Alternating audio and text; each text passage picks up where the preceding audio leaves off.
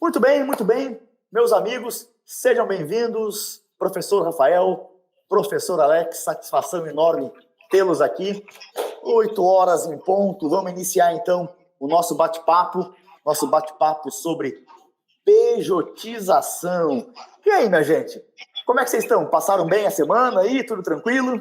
Tudo tranquilo. Boa noite a todos. Pessoal, me ouvem bem? Todo mundo tranquilo? Dá um joinha aí para ver se está todo mundo tranquilo, sem interferência. Tem uma live bacana. Então é isso. Boa noite a todos. Obrigado aí mais uma vez pela audiência aí dos nossos... que eu posso chamar até de amigos, assim, né? A gente já está há tanto tempo aí conversando e amigos e alunos aí e demais interessados que queiram se aprofundar num tema que particularmente, assim, eu gosto muito, né? E que eu acho que, até pela última live, né, professor Renato, que nós colocamos até os valores que foram, que nós conseguimos que a empresa deixasse de pagar, né? Eu acho que isso aí é importantíssimo falar. Imagina você ganhando 10, 20, 30%, né, desse valor, defendendo um cliente, ou até mesmo você, contador, em parceria com o advogado, né? Porque você... eu sou assim, olha, o Rafael, ele fica na minha frente aqui, tá, pessoal? Contador. E, assim, toda hora eu tô chamando ele, pô, me ajuda aqui para fazer isso, né? Eu tenho até hoje, então, foi uma coisa... Eu até peço desculpas porque eu tô acabando de finalizar aqui o que eu quero apresentar para vocês hoje. Por quê? Porque hoje eu distribuí uma nova reclamação no STF e, foi suado, tá? Mas isso eu só consegui graças a quem? Graças ao Rafael, nosso contador, porque, Rafael, tô precisando disso, desse documento do ECAT. Olha, tá aí, pronto. Tô precisando disso, Rafael. Pô, não é aqui, ó. A informação processo... aqui, ó, tá o histórico do processo, né, cara, que é desse jeito. A situação do processo é dessa forma. Em que etapa está o processo? Né? Então, porque até para os contadores aqui, para o professor Rafael, por que dessa questão que eu fiz ali, né? Porque eu tenho que provar para o STF, do momento da distribuição, que o processo lá não transitou em julgado, né? Estava até, no caso de hoje, né, professor Rafael, estava lá estava sendo remetido para um determinado setor para o julgamento. Isso, para o julgamento do recurso inominado, né? O recurso voluntário, perdão. Voluntário. Porque eu acabei de fazer o protocolo de uma... Distribuição para juizamento. Então, eu acho que a gente não pode... aqui, pelo menos no escritório, a gente faz a 4, 6, 8 mãos uma distribuição como essa, né? E sempre, obviamente, com os argumentos e a oitiva ali do nosso professor mestre aí, professor Renato. Sempre passa a bola pra gente, mas na verdade é ele que faz o gol, né? Ele que tá lá, ele que é o camisa 10 da seleção ali, né? Que, faz o trabalho de empurrar da linha pra dentro, né, Alex? E que também tem o seu, né? Não é qualquer um. Vamos dar uma organizada aqui. A gente tem feito aí 4 encontros, né? Tá tudo gravado. O último encontro aí no YouTube teve mais de 4.000 visualizações, bem bacana mesmo. A gente hoje está inaugurando uma fase nova porque a gente tem uma tecnologia diferente, a gente está pelo StreamYard e isso nos possibilita ser um pouco mais didático, a gente vai conseguir compartilhar a tela com vocês, tá? Então hoje aqui ao longo desses 50 minutos aí, 45 minutos que a gente vai ter de conversa, vai ser bacana porque aqueles casos que o Rafael ele relatou pra gente na segunda live, se eu não me engano, eram casos em que havia a demonstração de economia tributária. Então, de repente, a gente vai dar uma olhada nisso. Eu só não sei, de repente, Alex, se tu não queres dar uma atualizada pra gente a respeito do nosso grande precedente, tá? A gente não vai mencionar aqui mais a empresa, eu já dei uma de engraçadinho, falei o nome da empresa aí, a nossa... Fala, Alisson, que barato, cara. Pô, aluno da formação em holding, que joia, está aqui na pejotização, que na verdade, né, Alisson, depois se a gente tiver um tempinho, a gente bate um papo, a pejotização é um gênero do qual a holding também faz parte. A holding também é um tipo de pejotização. Só que ao invés de pejotizar a atividade empreendedora, a atividade laboral, a gente pejotiza a propriedade, tá? Então, tem muito a ver. A gente, então, estava comentando que vamos fazer aí uma revisão demonstrando os números com o Rafael. O Alex vai nos fazer a gentileza de fazer a atualização do grande precedente que a gente tem, né, o que está tramitando em segredo de justiça.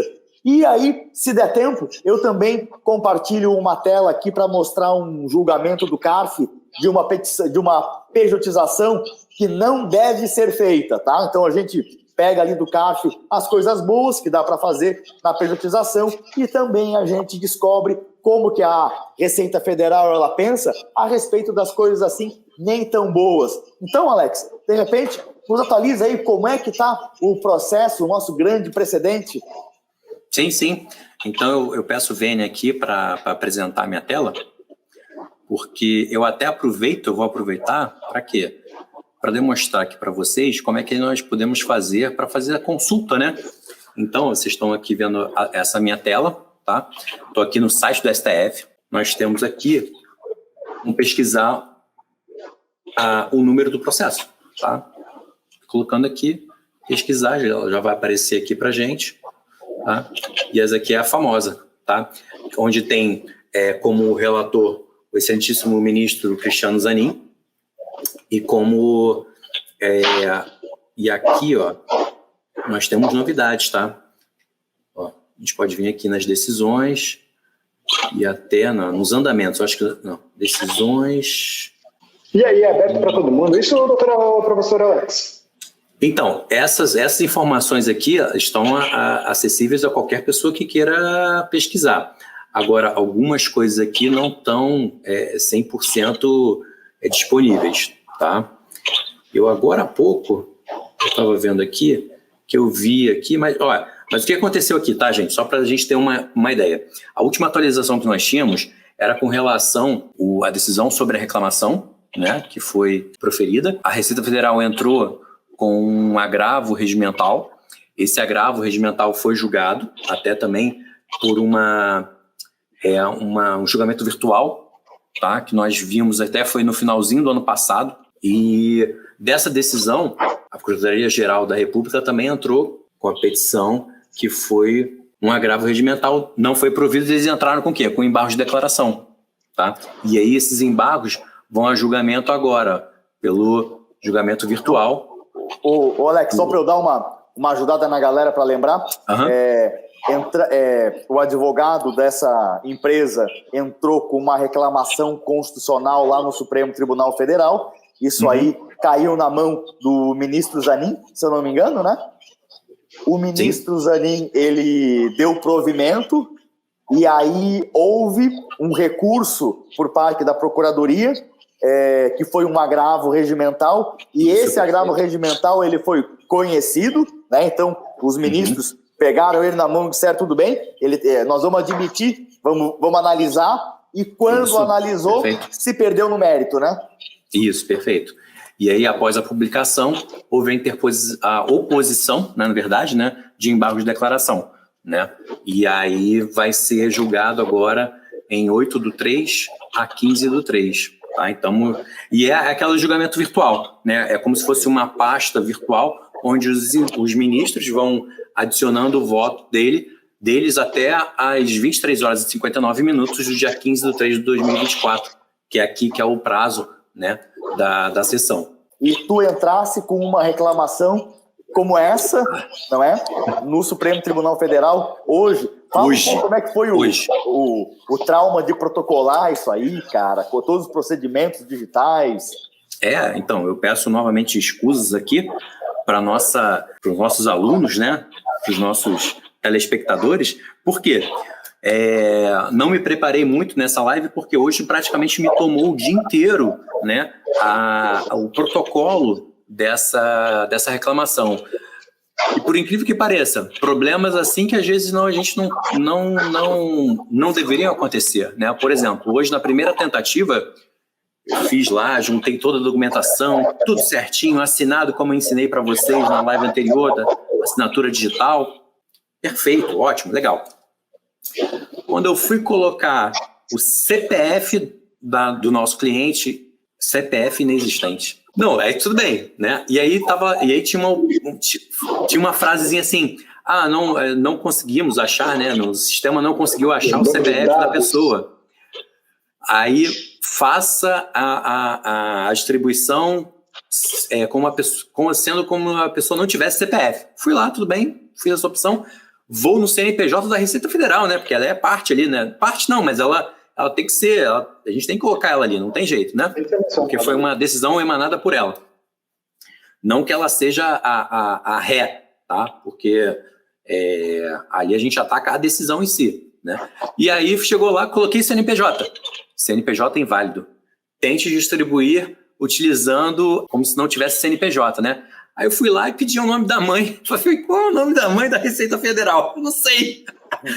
Porque a outra opção era colocar o nome da pessoa, né? Pessoa física, o nome da mãe, a data de nascimento. Isso do sócio, né? Que estava ali como polo ativo. Legal, tranquilo, eu consigo fazer isso. Mas quando você vai ali para o CNPJ, e aí?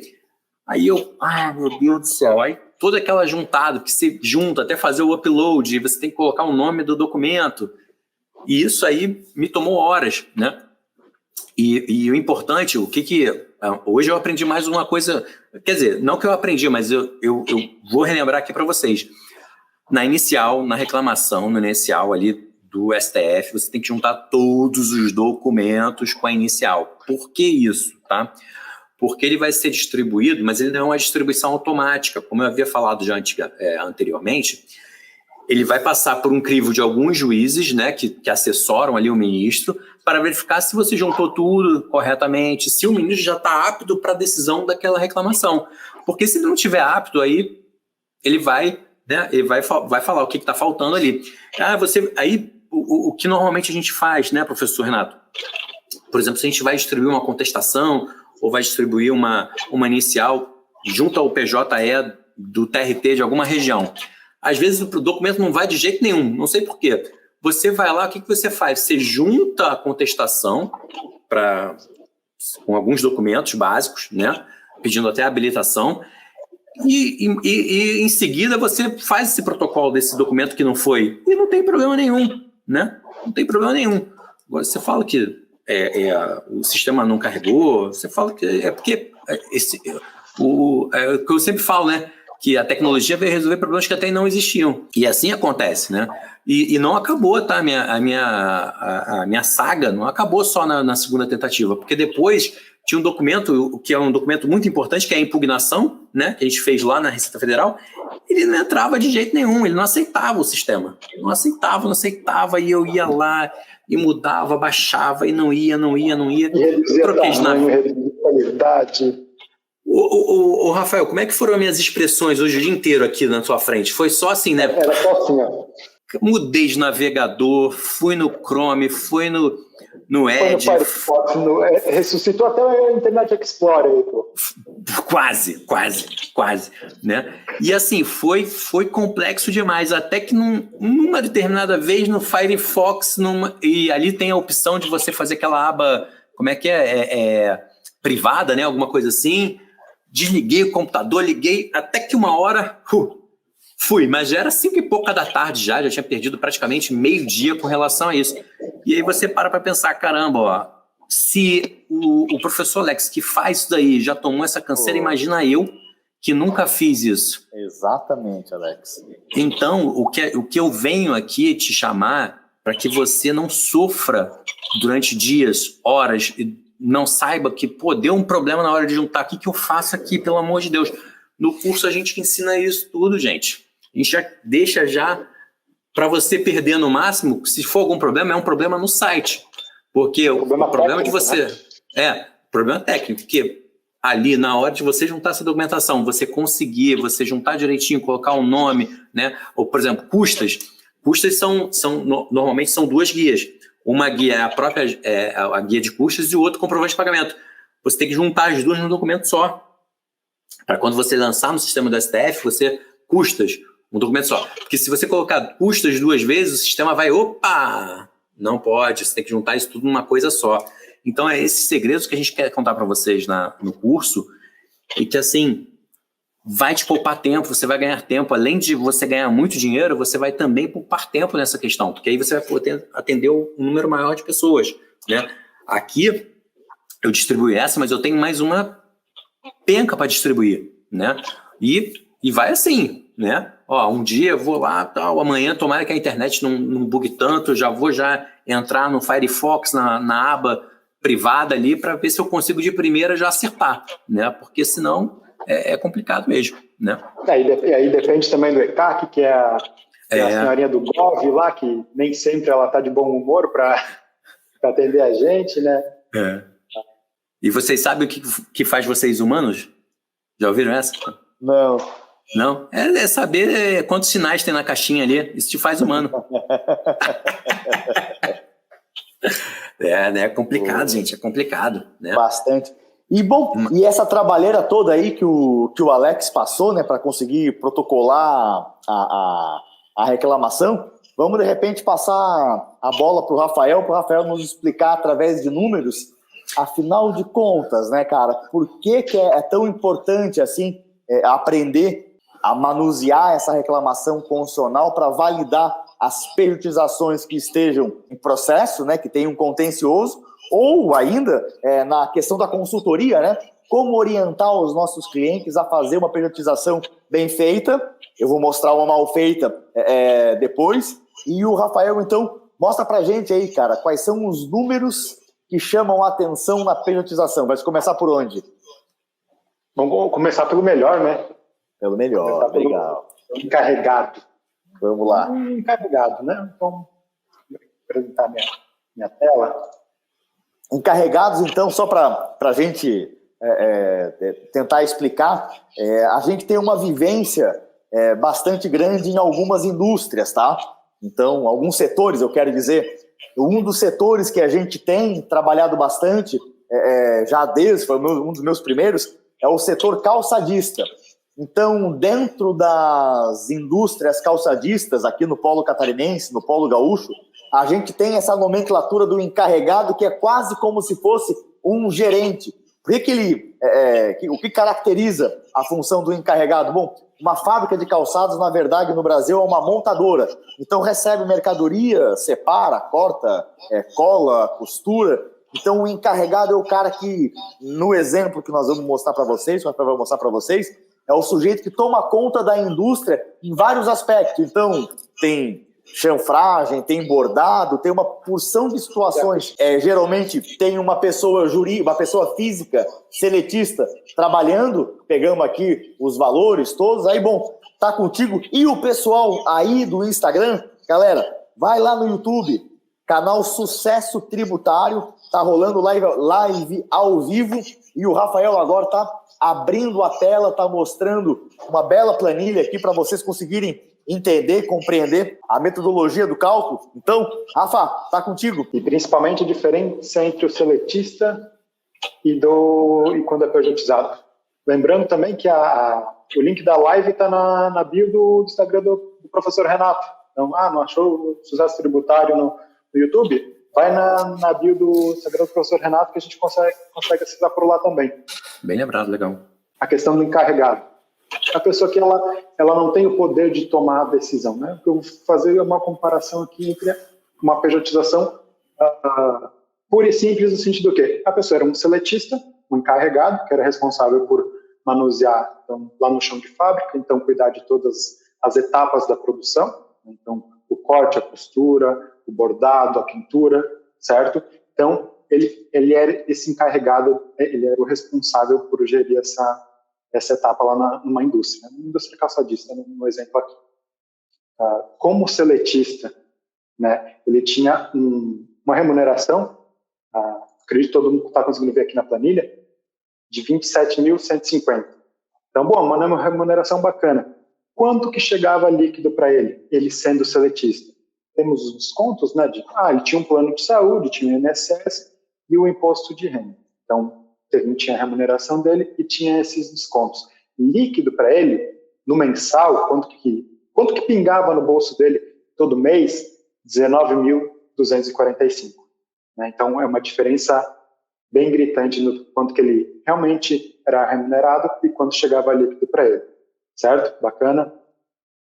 Eu, pejotizando esse encarregado, ou seja, eu rompendo o contrato de trabalho dele como seletista, isso o professor Alex frisa bastante, eu tenho que romper a questão do contrato de trabalho dele de seletista, e no dia seguinte começar como PJ, mas eu tenho que fazer esse desligamento, esse rompimento, quando seletista, ele recebendo o mesmo valor. Né? Então, ele iria emitir uma nota de prestação de serviço, né? Então, apoio fabril, encarregado a questão de prestação de serviço de apoio à indústria. Então, ali a gente consegue escolher uma melhor prestação de serviço, no sentido do que, sempre que eu for escolher a prestação de serviço, essa é uma outra dica, um exemplo da prestação de serviço de consultoria, por exemplo. Prestação de serviço de consultoria eu enquadro no anexo 5, certo? Então, ele faz atividade puramente de consultoria. Mas será que essa atividade não se encaixa também numa prestação de um apoio administrativo, por exemplo? Se encaixa. Pode ser um ou outro. O que eu tenho que ver, por que eu tenho que ficar atento a essa questão? Se eu optar por uma de apoio administrativo, eu sou enquadrado no anexo 3 do Simples Nacional. Se eu optar por uma de consultoria, eu sou enquadrado no anexo 5. Qual que é a diferença entre os dois? Anexo 3 eu começo tributando a 6% sobre a minha nota fiscal, né, sobre os meus honorários. Enquanto na consultoria eu começo tributando 15,5%. Por isso a importância de eu saber qual anexo é melhor enquadrar, né? Qual que vai ser a minha atividade, o meu objeto social da minha PJ no Simples Nacional, que vai prestar esse serviço para contratante. Certo? Escolhi o melhor anexo, enquadrei no anexo 3. Certo? Tributação a partir de 6%. Como a minha nota fiscal, o meu faturamento mensal vai ser 27 mil, né, 27.150, a minha alíquota efetiva vai ser 8,36. Né? Então, eu tenho toda uma metodologia para chegar nesse valor, nessa alíquota efetiva, que no curso Expert em Pejotização vocês vão ter uma planilha automatizada, vocês vão só lançar o quê? O CNAE, né? O código do objeto social da empresa, né? E o faturamento acumulado da empresa. Vocês já vão ter a alíquota efetiva, enquadrado no anexo 3, tenho que fazer o fator R, então é automatizado justamente por isso. Vocês vão precisar preencher 2 campozinhos e pronto. Vou querer me inscrever nesse curso aí. Toda a relação.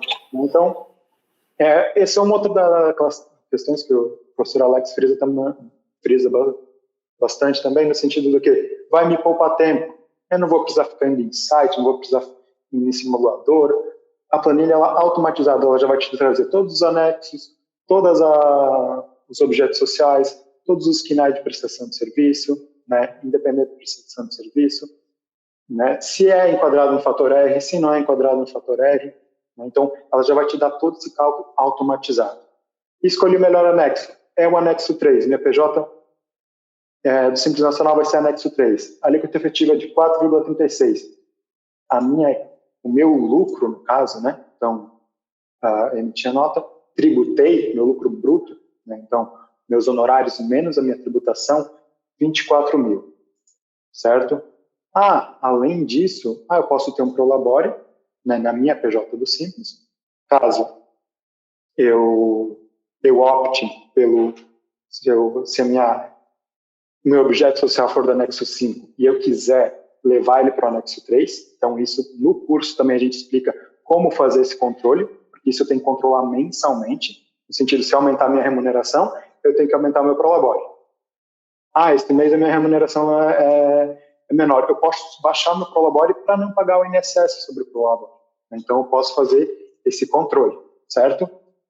Adicionei a questão também de uma contabilidade básica, né, que é a questão que essa minha PJ do Simples vai ter ali uma, 2 notas fiscais, não vai ter funcionário, vai ter só um contribuinte individual que é o prolaboristas, né? Então, tá tranquilo.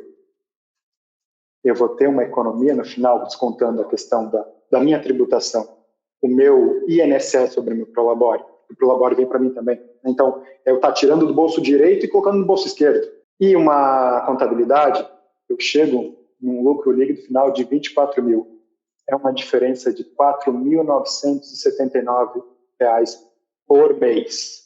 Então, é uma diferença bem gritante. Antes, quando seletista, eu recebia 19.245. Como PJ, eu recebo 24.224. Então, uma diferença, de arredondando, R$ 5.000 por mês. Colocando isso anualmente. Eu não queria nem mostrar essa outra parte aqui da planilha, que é o custo colaborador, que isso choca muitas pessoas. Mas, no ano, eu tenho um embolso líquido de R$ 60 mil. Então, é uma diferença bem significativa, né? E o mais bacana vem agora. O custo do colaborador. Quando eu era seletista, lá na empresa que eu era empregado, eu era contratado para ser seletista, eu recebendo a minha remuneração de R$ 27 mil, eu custava para a empresa R$ 41 mil, certo? Então, é uma diferença bem expressiva. Aqui eu não considero a questão da multa rescisória, tá, gente? Então, alguns consideram, outros não, mas o que seriam esses custos do colaborador? A questão da remuneração, a questão do INSS patronal, que é o grande vilão, né? A questão do FGTS. Mas como assim o FGTS fica para mim? Fica para ti, tem certeza? Fica lá no governo que eu só vou conseguir sacar, fica lá na Caixa, né? Na Caixa Federal, eu só vou conseguir sacar caso eu for mandado embora, caso eu vá dar entrada num apartamento, e rendendo a menos da inflação, rendendo a 5%, 6% por ano. Né? Então, enquanto se eu for seletista, eu embolso isso mensalmente. Então, eu consigo fazer uma previdência privada, eu consigo investir. Se eu investir numa Selic, numa CDB da vida, que é ali bem tranquilinho, bem seguro de investir, hoje em dia está rendendo o quê? 11% ao ano. Então, é o dobro do rendimento que rende o FGTS. Então, é bem bacana por esse motivo, porque é uma liquidez, além de eu ganhar mais, então, além de eu embolsar um valor maior, eu tenho uma liquidez mais bacana, né? E a questão do custo para o colaborador. E eu acho que fica assustador, né, Rafael? Desculpa te interromper, é que tu fez ali a comparação do que custa para a empresa, o colaborador, que é os 41 mil reais, e confrontou, claro, corretamente, com a remuneração dele de 27.150.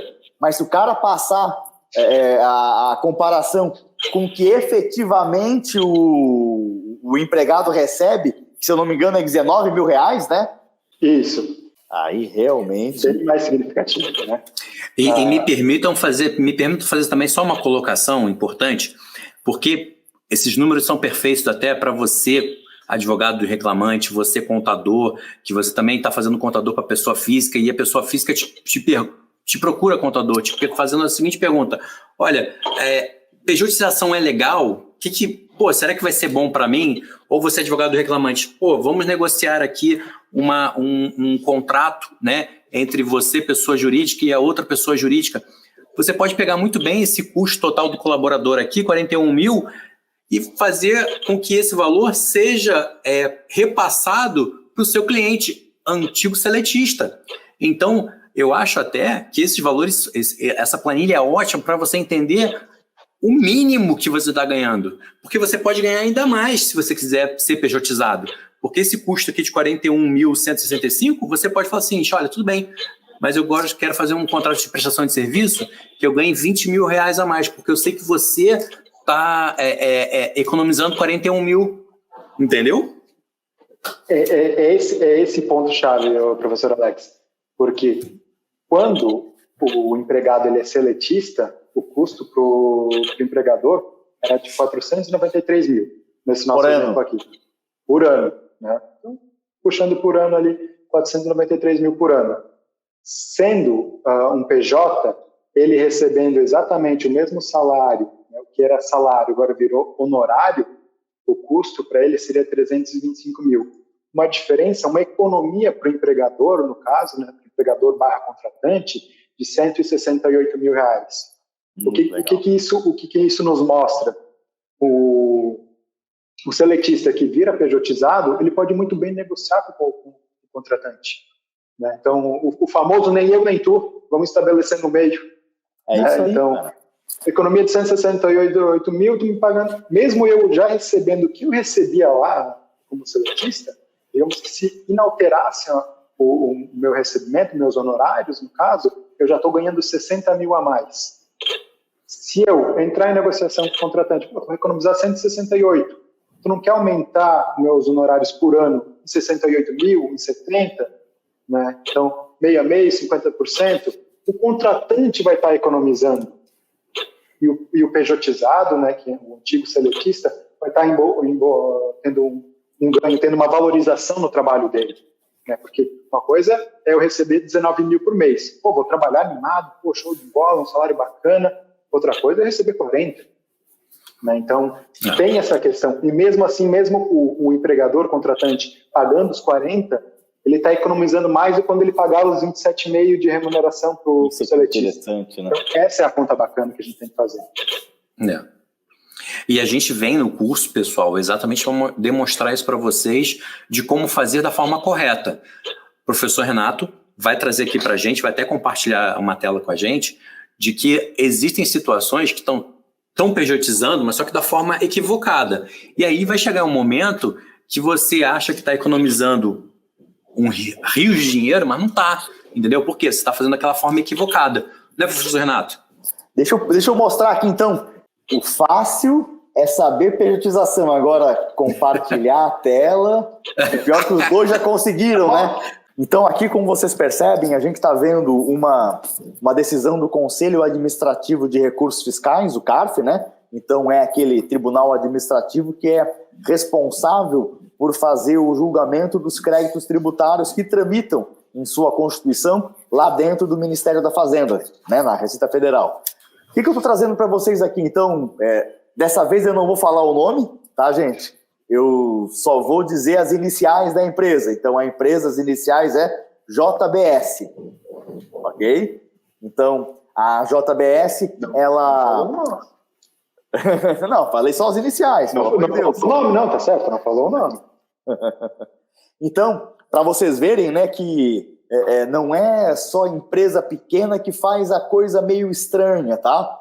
Então, a gente tem a recorrente sendo essa empresa que as iniciais é JBS e a interessada a Fazenda Nacional. E nós vamos tratar de um assunto que já foi muito comentado nas outras lives, que é a tal da reclassificação da relação jurídica. Como assim reclassificação da relação jurídica?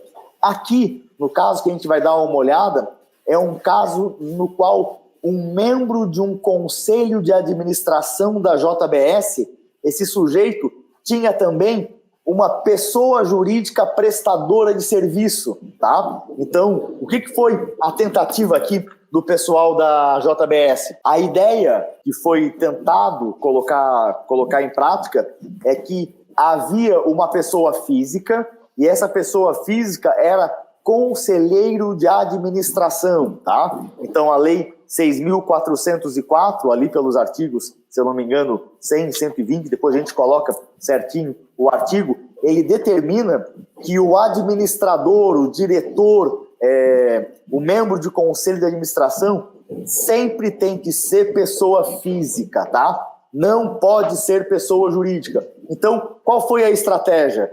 A pessoa física era contratado para ser conselheiro de administração, enquanto que a pessoa jurídica foi contratado para fazer a parte de consultoria, tá? A Receita Federal pegou esse caso e ela desconsiderou a relação jurídica tratada entre a pessoa jurídica prestadora de serviço, reclassificando essa relação como se todos os pagamentos fossem feitos a uma pessoa física, tá? Então, aqui é mais um caso em que a arguição de descumprimento de preceito fundamental 324, que fala sobre a possibilidade da terceirização, que não é aplicável. Aqui eu quero mostrar, então, tá?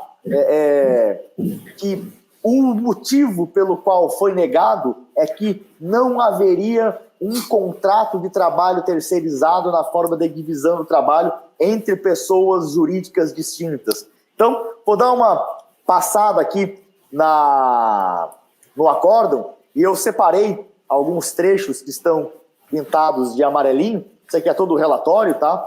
Do processo, conta item por item, o que aconteceu, que forma que se tentou fazer a prestação de serviço. O que acontece? No voto, o relator diz que a controvérsia é a autuação que decorreu da constatação por parte da Receita Federal que a empresa teria, a JBS, teria se utilizado do expediente de pagar remuneração a seus contribuintes individuais por meio de prestação de empresas de consultoria, tá? Então, tá bem claro aqui que tem o nome das empresas, tem o nome do sujeito aí que estava envolvido com o conselho de administração, e olha só que interessante as anotações que a gente pega, só para vocês terem uma noção, não vamos poder, claro, analisar o voto inteiro, eu destaquei aqui o que é mais chamativo, né? Então, não há uma diferença clara entre os serviços prestados pela consultoria e os serviços prestados como empregado contratado, ou seja, como conselheiro de administração. Então, faltou aqui um contrato, faltou aqui uma forma de delimitar o escopo do contrato de consultoria, ficou faltando aqui uma forma de demonstrar as entregas, né? Então, como que eu consegui fazer o serviço de consultoria? Eu tinha que entregar um relatório, era um estudo organizacional. Então, olha que interessante que não havia um contrato de prestação de serviço entre a pessoa jurídica e a tomadora, a JBS. E olha só os valores, porque a prestação de serviço emitiu notas no valor de 36 milhões de reais, enquanto que o salário de conselheiro de administração somou 3,9 milhões. Então, uma diferença aí de quase 10 vezes, tá, gente? Então, a gente vê, para concluir aqui, que nem havia contrato e nem o contratante, a JBS, ela conseguiu explicar, afinal de contas, essa empresa de consultoria, qual era o trabalho dela? O que ela fazia?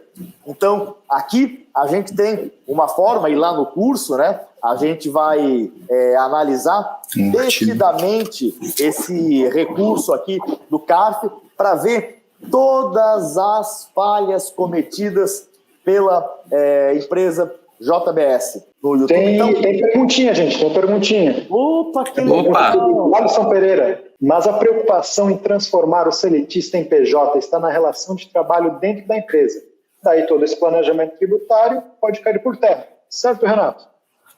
Eu até vou dar o meu pitaco, mas antes eu vou dar uma de ensaboado, vou passar a bomba lá pro Alex, porque envolve aí essas questões do reconhecimento do vínculo trabalhista, tá? Então eu prefiro começar pela ótica trabalhista e sob a incidência da norma trabalhista a gente vai colocar a tributária. Vai lá, doutor. Não, na verdade eu assim, mas a preocupação em transformar o seletista em PJ está na relação de trabalho dentro da empresa. Porque ele tem medo, provavelmente, ele está com receio de que o cara, hoje ele é seletista, aí amanhã ele está sentado na mesma cadeira, fazendo as mesmas coisas. Então, aqueles requisitos, acho que são 4 ou 5, da relação de trabalho. Isso. Acho que de repente é isso, Alisson, se a gente entendeu errado a pergunta, tu nos corrige, tá? Mas eu acho que ele está com receio e diz, o cara era seletista, agora virou PJ e continua a mesma relação. Se tu puder explicar pro Alisson qual é aquela diferençazinha que tem. Tá. Ô, Alisson, não sei se eu... sim, isso mesmo. Então tá. Beleza. Show. Tá. Alisson, o que acontece, né? Quando nós temos aqui uma reclamação trabalhista, onde se solicita a unicidade contratual ou a desconsideração da pejotização na justiça do trabalho, tá? Que está em voga ainda, está ali, como a gente fala assim, está ainda em fase de estudos essa questão, né? eu já falei na live anterior que, por exemplo, o TRT da primeira região, quando recebe hoje em dia uma ação de pejotização, já está remetendo para a justiça estadual, que é o correto, né? Porque a gente não está mais lidando ali com uma pessoa física e uma pessoa jurídica. A gente está falando do quê? De duas pessoas jurídicas que têm o mesmo grau de conhecimento, o mesmo grau de possibilidades, né? E por isso que eu falo, é por isso que você, contador, você advogado reclamante, você pode estar, você vai atuar, né, com o expert que a gente vai ensinar para vocês, você pode atuar em defesa do seu cliente, né, fazendo com que, com aquele valor que a empresa vai economizar, você já está economizando, você já está ganhando dinheiro, muito dinheiro, só o fato de ser pejotizado. E mais dinheiro ainda se você pode discutir de igual para igual com a empresa, dizendo, olha, quanto você vai economizar, né? E a transformação que se dá, né, na pejotização é o seguinte: a relação de trabalho ela está baseada em alguns alicerces, tá? Pessoa jurídica, habitualidade, onerosidade, tem uma série de ali. Se você, pessoa física, né? Se você tirar uma dessas colunas, você já não tem mais a relação de trabalho configurada, né? É claro que a gente não vai fazer como essa empresa que foi citada agora há pouco, né?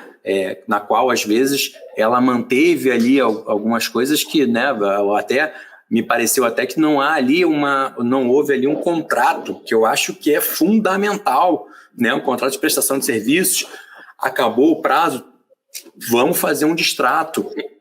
Isso é documento sine qua non, que a gente não pode deixar nem de sonhar em fazer, né?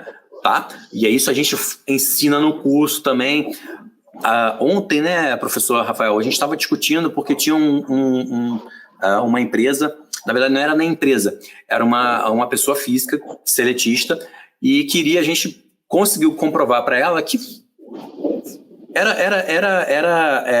era super importante para ela, e principalmente economicamente falando, de que valeria a pena pejotizar, né? E a gente foi explicando tudo para ele direitinho, tal, o que era necessário fazer, o que não era necessário fazer. Então, quando a gente quebra isso, me perguntaram na última live, mas e a subordinação, professor? Vai continuar, não vai? E aí, como é que fica? Olha, isso tudo aí, como eu falei, se você quer tirar mais uma coluna dessa estrutura, pode tirar a subordinação, né? Mas lembrando que se você já tirar uma, já não está preenchido os requisitos da relação de trabalho, né? Isso que é a pejotização, efetivamente, o que a gente demonstra aqui para vocês. Por quê? Porque a gente está tirando a pessoa física ali, que versa sempre ali na CLT, e está colocando o quê? Uma pessoa jurídica. Mas não é aquela pessoa jurídica que vai de qualquer jeito, estou te demitindo hoje, amanhã você começa aqui, mas não assina documento nenhum, não quer nem saber, você virou pejotizado.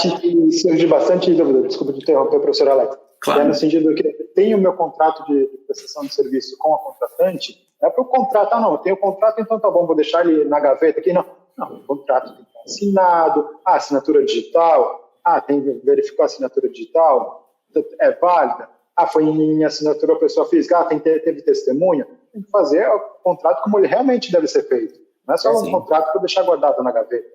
E além disso, né, além das questões extrínsecas do contrato, é muito importante que a gente resgata aqui desse julgamento do CARF, é que o contrato de prestação de serviço, ele não é, por exemplo, como uma venda de mercadoria que o sujeito entrega dinheiro e o outro recebe a mercadoria.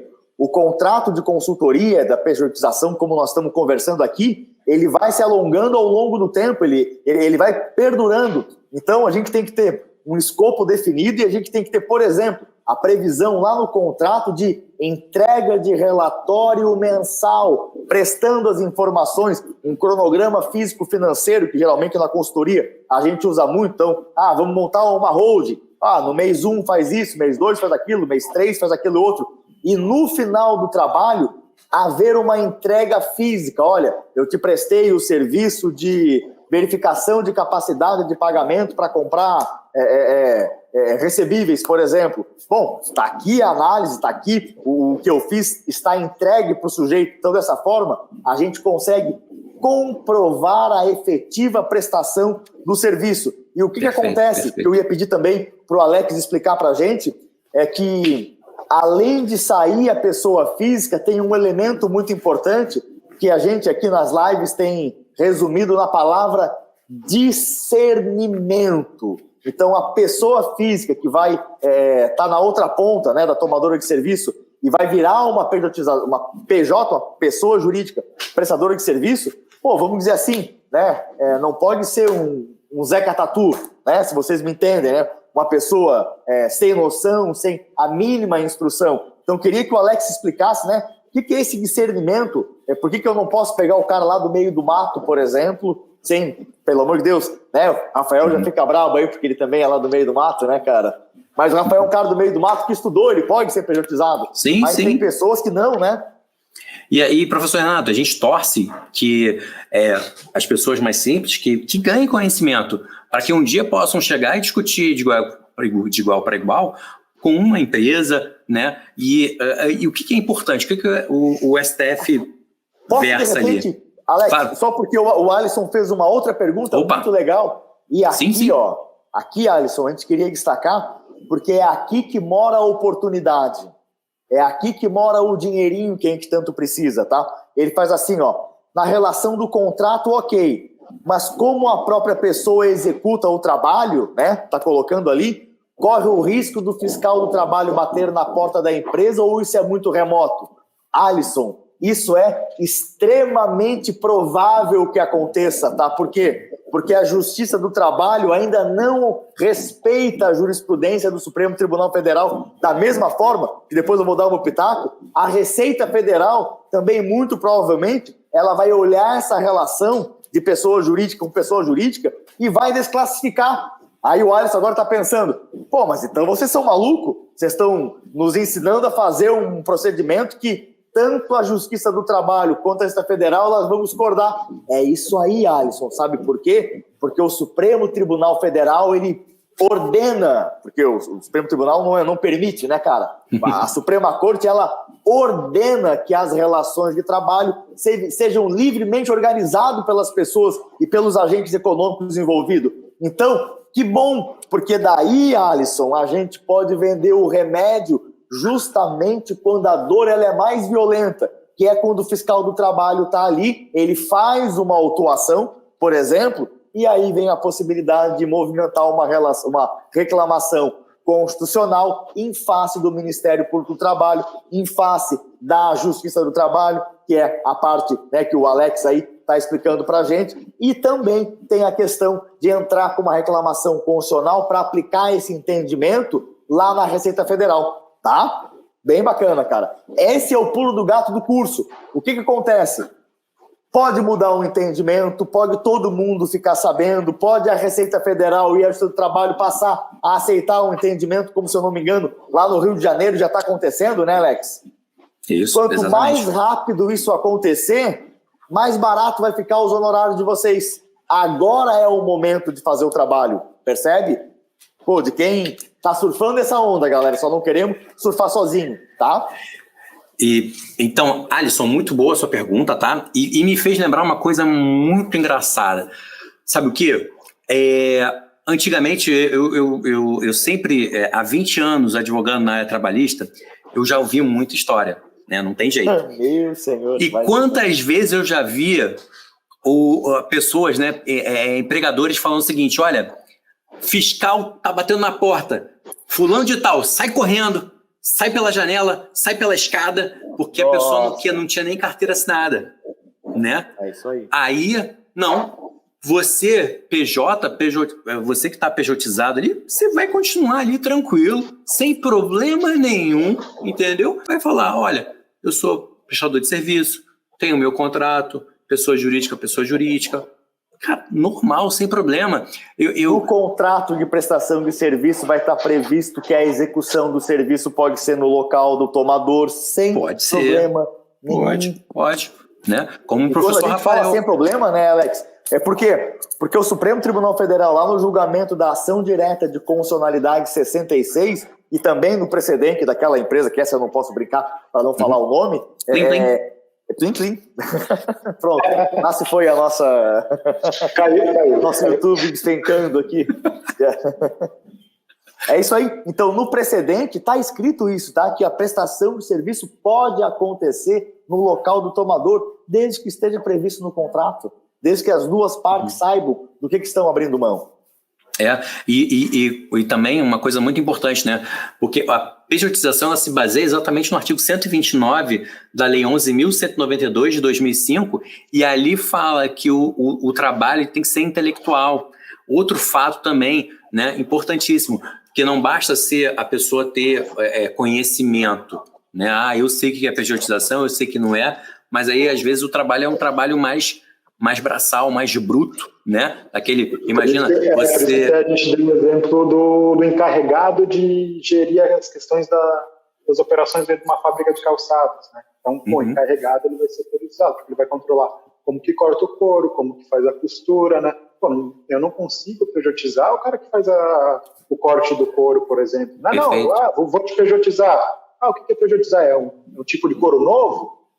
Eu não tenho esse discernimento que a gente fala, né? Por isso que isso que é. Daí, no caso que o Rafael está falando, até me perdoa, só para dar uma organizada também, aí nós estamos falando de terceirização, tá? Então, alguém da indústria calçadista que faz o corte saiu, virou uma pessoa jurídica, contratou seletista, outras pessoas que são os operários, tá? Então, a terceirização e a pejotização, o Alex também já deixou bem claro aí essas diferenças de conceitos nas lives anteriores, mas só para dar essa dica, né? Para não pensar, não pode, não vou fazer.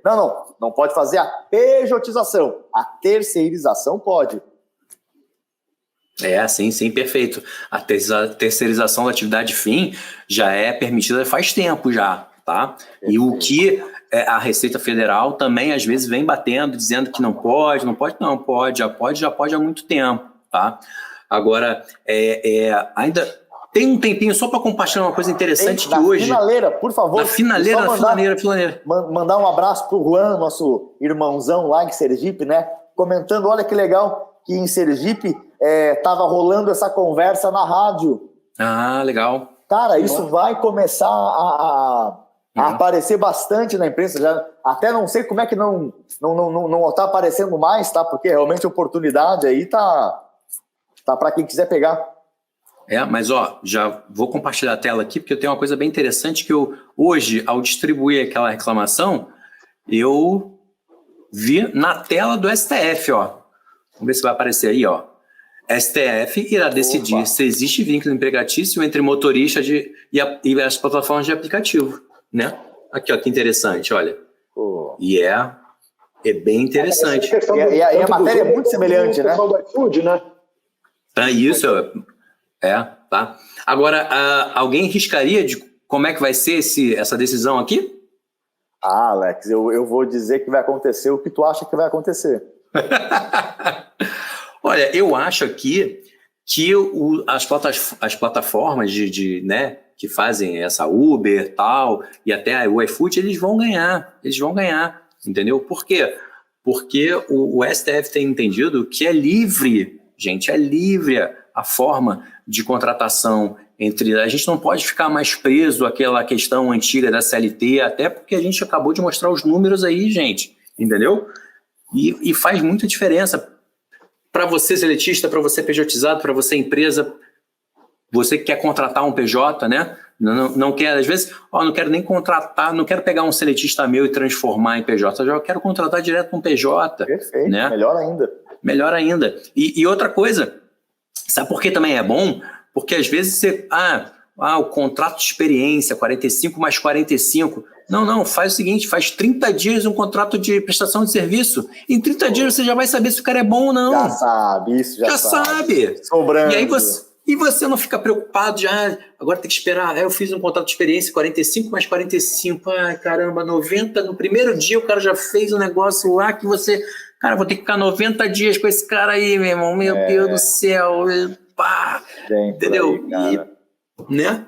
Porque às vezes na entrevista você não tem a noção exatamente do que a pessoa vai apresentar. O que ele aguarda. no que lhe aguarda, né? É só o front ali, né? O front da prestação de serviço.